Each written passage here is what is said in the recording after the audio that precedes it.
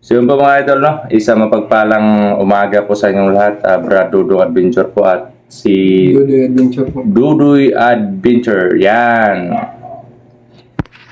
Yan, update po kami ngayon kasi kunin mo muna to para makita din sa kamera ko doy kagwapuhan mo doy. Uy. Yan, nakulob na yan. Yan muna natin lagay mga idol yan. May pinya po tayo. Yan, binigay sa atin ng ano. Yung ulam po namin ngayon is ito. Sitaw. Sitaw. Yan. Kita natin si ano si Dudoy. Yan. Kakuha ka na? Ilagay ko dito. Kain tayo mga bunso.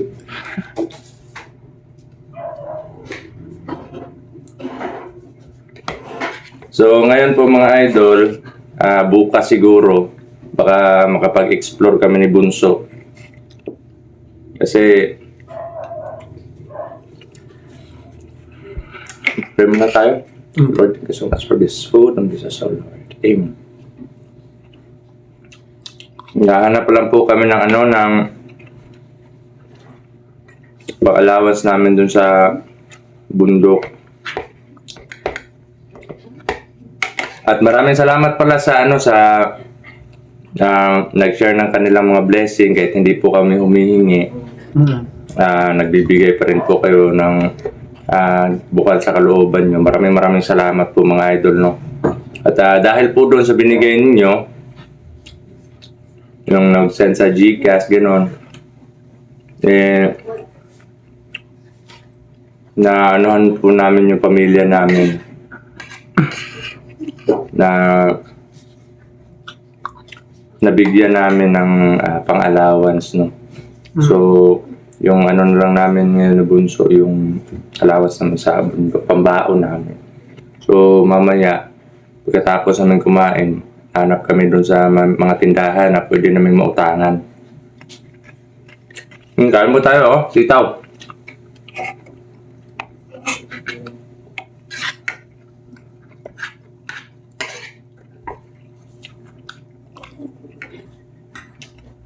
At tapos na din po maritwalan yung mga ano namin, mga anting-anting.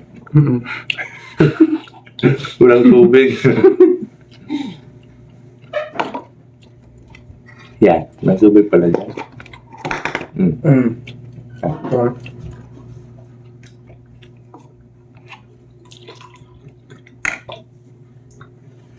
Dito pa rin po kami ngayon sa ano.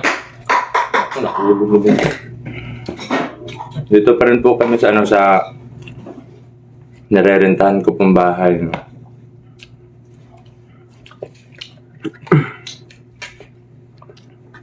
At yung pamilya ko naman po umalis muna. Kami lang daw ni ano dito ngayon, ni Kuya Dudong.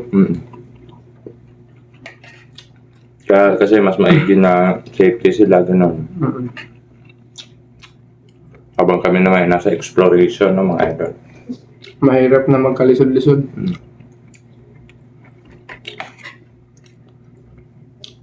At yun, kagabi po pinalakay na naman kami dito pero hindi na sila nakapasok sa bahay kasi may bakod na ritual to eh. May orasyon yung paligid ng bahay kaya yun, nakatingin lang kami sa kanila pero hindi sila nakakapasok talaga dahil sa orasyon na nakabakod. Na mahimbing yung tulog namin ni Pedro doon sa gabi. Kagabi na ako nakatulog ng mahimbing kasi bantay ako ng bantay. Baka may biglang pumasok. Baka mabasag na lang yung barrier pero kagabi napag-alaman namin na talagang hindi sila nakakapasok. Si Medallion siguro ano Prag ay sa Tagalog pa ano parang hindi siya bumababa ng bundok ba? Parang ganun na nga. Kasi may nagmamanage siya ng mga tao niya. Mm.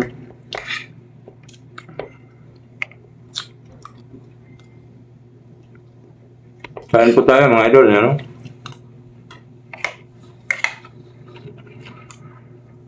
Ito nga, sabaw. Hmm?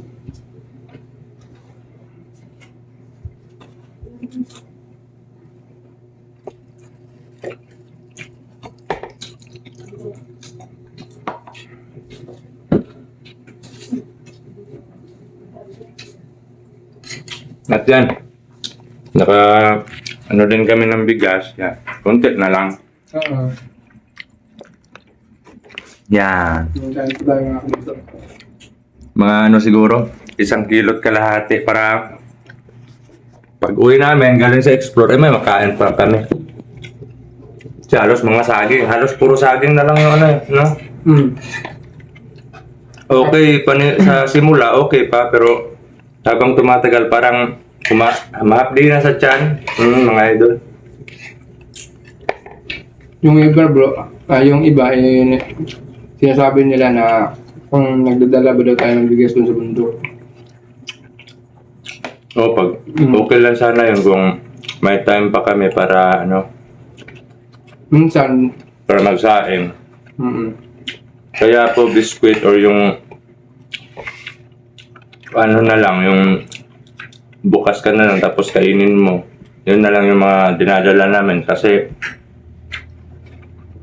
habang naka-off cam po kami abante kami ng abante Yan yung strategy namin pag nag-explore po kami.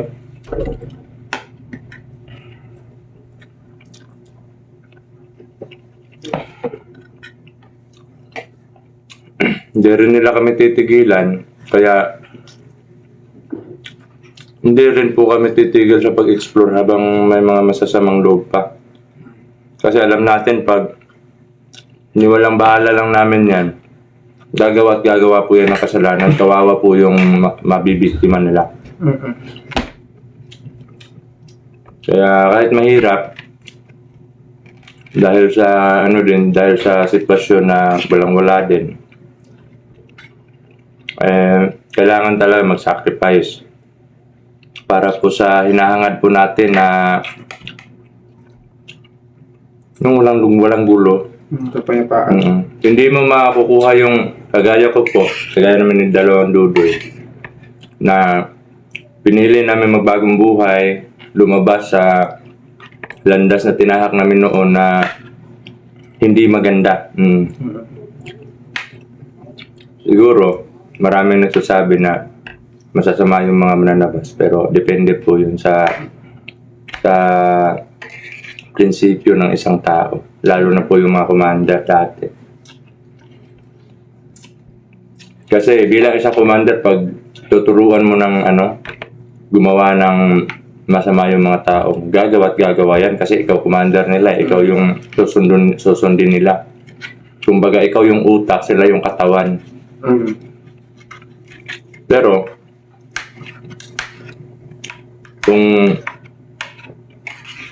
kahit gaano kasama yung kahit gaano kasama yung mga tao mo nung time na bago pa lang kayo nagkakilala, bago pa lang nakapasok sa tropa mo or yung hukbo mo, kahit gaano kasama yan pag tuturuan mo yan ng mga mission na yung mga mabubuting mission, lalambot po yan at lalambot yung kalooban, tapos hahangarin po niya yung yung mabuting gawain. Hindi na po yan kumbaga makakasanayan niya po yung gumawa ng kabutihan. Marami namang commander na mababait bro, no? Nanahimik lang sila. Pero marami kang kilala bro. Oo, marami. Pero sa palagay mo, saan na ka sila ngayon? Alam ko kung saan sila ngayon, pero Bawal lang natin ano. usap tayo na tayo lang. Hindi pwede na natin sa Kasi yung iba na, nanonood lang. Mm.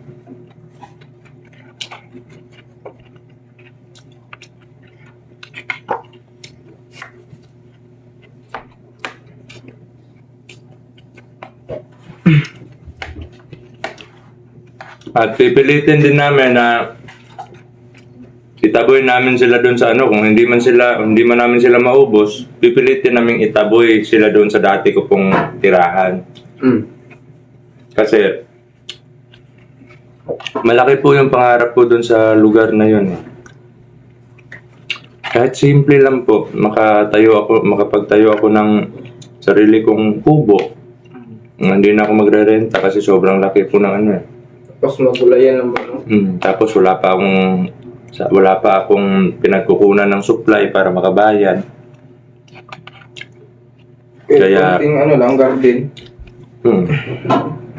Matagal ko na pong pangarap yan. Makapagsimula ulit ng ng mapayapang buhay, tsaka makapananim ng mga gulay. Hindi ko naman po hangad yung bongga. Kasi hindi naman, kumbaga, ang totoong bongga, ang totoong marangya, nasa piling ng Panginoon. Wala po dito sa mundo na kinakatayuan natin yan. Kailangan natin yung iba sinasabi, kailangan natin mag-ipon ng kailangan natin mag-ipon para sa kinabukasan. Pero ang totoong bukas po natin is sa piling ng Panginoon. Marami pa pong araw. Marami pang araw na naghihintay o dadaan sa atin, pero yung bukas na hinihintay po natin is yung bukas na kapiling natin yung Panginoon. Kaya, yun po ako. Sa akin lang po. Kumbaga,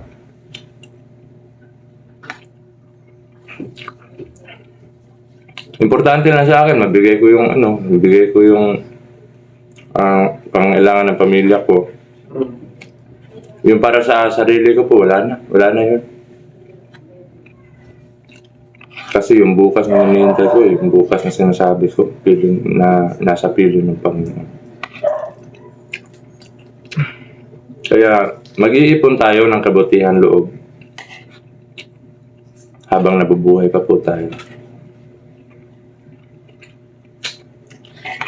Kahit nga kami, mabigat yung kasalanan namin sa Panginoon kasi pumapatay kami ng tao eh. Hindi naman sana pwede na ilagay namin yung batas sa mga kamay namin kasi wala po kami karapatan. Kasi base sa aspeto ng gobyerno, wala po kaming karapatan kasi wala po kami sa hanay nila.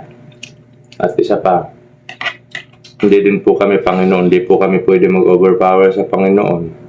Totoo, may mga katangian po kami, pero nagkaroon po kami ng kapangyarihan dahil po sa mga falling angels, hindi po dahil sa Panginoon. Binabasbasan lang po ng Panginoon yung mga, kumbaga nag-ano kami, nag-ritual or nagdarasal sa Panginoon na sana basbasan niya yung mga anting-anting namin, mga mutya, para magkaroon kami ng sapat na proteksyon para sa pakikipagdigma, pakikipaglaban.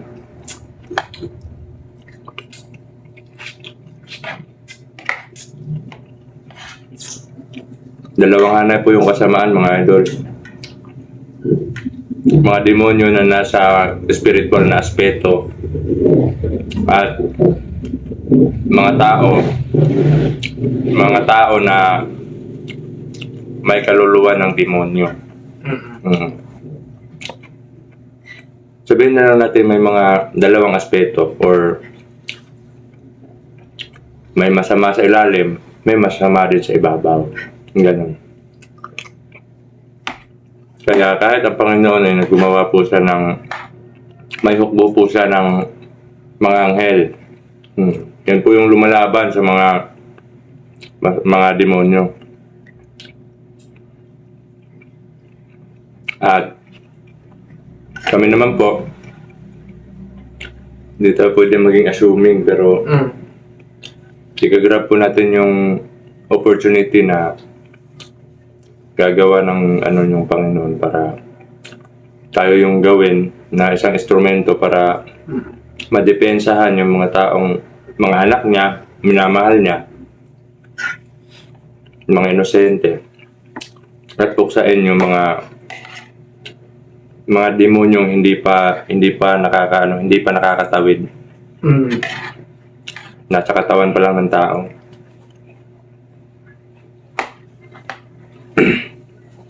Kaya yun, ginagrab po namin yung opportunity na yun. Kahit masakit din sa amin na pumapatay kami ng tao, kahit hindi namin alam na pwede pa palang maayos yung buhay niya, pero diretsahan na namin pinapatay.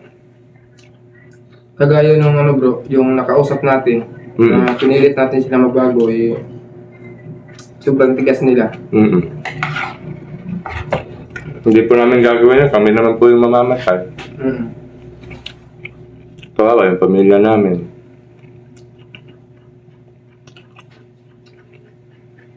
At yun, lubos po kami nagpapasalamat sa po ninyo, mga dasal, pagmamahal, lalo na sa suporta sa kanya-kanya ng mga channel. No? Hindi lang sa amin ni Dudoy, kundi pati na din po sa buong hunters ng bawat isang hunter sa Mindanao. Sana po patuloy nyo pong suportaan yung mga channel namin. At yun, may nag-comment, nagtanong tungkol doon sa channel ko. Sobrang tagal na daw ng channel, pero hindi pa raw ako nakapagsahod. Actually po, nung time po na mga isang taon ba yun? Mahigit. Nakapagsahod po ako noon ng 6,000. Pero, nung tumigil po ako nung time na nag-charity ako, na-restrict po yun or na-demonetize. Kasi hindi compatible yung in-applyan ko dun sa exploration yung apply ko sa kay YouTube, pero yung nangyari parang binigyan ko ng twist yung channel, kaya nagkaroon ako ng violation. Pero hindi ko pa alam yung mga ganun noon. Hanggang na-demonetize ako, doon ko na napag-alaman nung pinayos ko na. Tapos ngayon, may mga ads ako ewan ko kung ano nangyari sa account ko. Ngayon, pagka paayos ko noon, hanggang ngayon, may mga ads, pero walang revenue na pumapatak doon sa ko. Sa dashboard. Doon sa revenue, wala pong pumapasok. Tapos nakalagay lang doon something,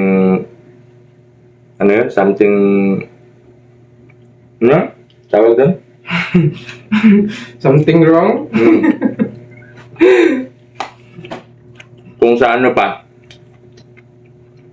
hindi tayo marunong masyado maintindihan ng English, pero sa Tagalog naiintindihan ko yung ibig sabihin, pero hindi ko kayang anong tawag doon? I-apply ba doon? I-apply ba? Hindi ko kayang sa bibig ko ipalabas. Kumbaga, sinasabi niya doon na parang may mali. Ganon.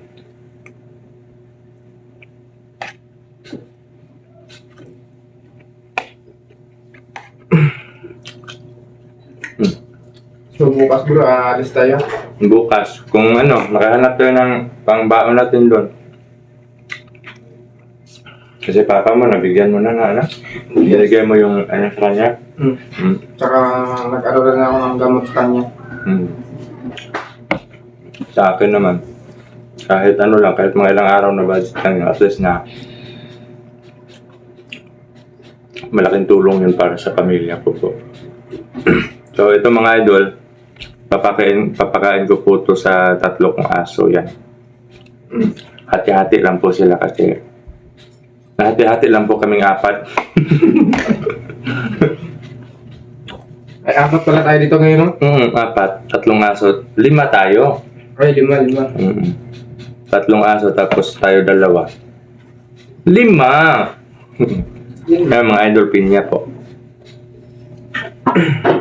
Shout out po sa nagdala nito dito sa sa bahay.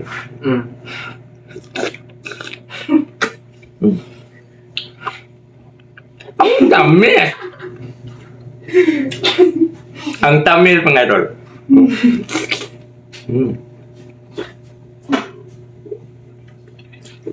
Nakakain ka na ba ng jungle pineapple? Hindi ko. Hindi pa? Subukan mo. Ano ba yung lasa, bro? Para siyang pinya. Para siyang pinya. Para siyang... Makati. Makati. Hindi, magilok. Yan o. Nagtatanong, sinabi ko, tinanong ko si Dudoy kung nakakain na siya ng, ano yung tawag doon? Jungle pinya. Jungle pineapple.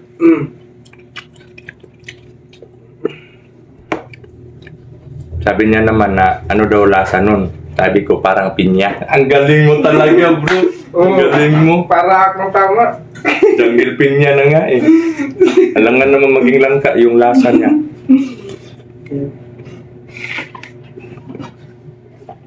Kainin mo, huwag ka mahiya. Pwede natin ito. Paslak mo dyan sa bakba mo. Sino ba nagdala ng pinya, bro? Ganito talaga yung banding namin ni Dudoy mga idol. No? Nagtatawanan. Bro, sino ba nagdala ng pinya? Yung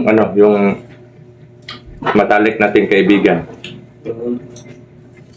Si Madam Ruby Andarsa. Yan. Mega love shoutout po sa inyo lahat mga idol.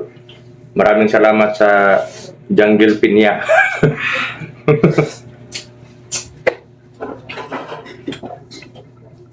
Sarap pa pagbayasin, bro.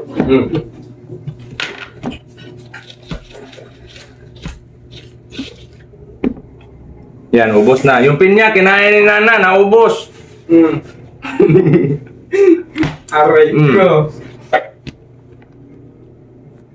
Wala na. Muntik nang makakulog.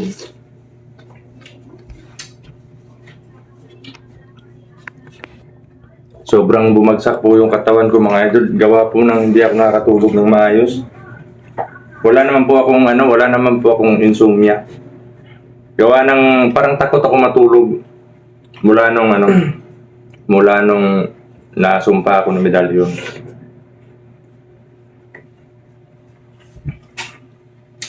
Ngayon na kompleto na yung natin. Yung ritual sa anting-anting, pero kailangan di pa rin magkumpiyansa kasi alam naman natin na lahat ng kapangyarihan may kahinaan. Tama ka dyan, bro. Tawa na ako, busog na ako. Masarap ba lagyan ng asin? Parang pinya. Parang pinya, no? Bakit maalat? Para siyang saging. Yan. Magpasok na akong dito, eh. Matakaw po ako pagdating sa prutas, mga idol. Ano yun? May pumutok sa labas. Tignan mo. May nagpaputok, dumaan.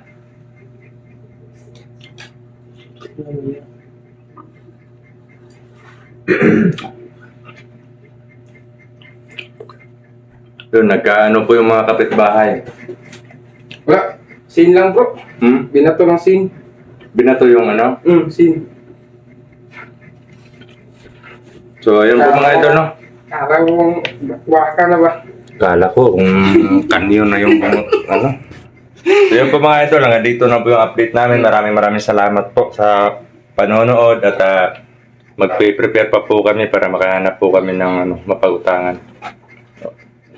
Sana makahanap tayo. So, yun mga idol, no?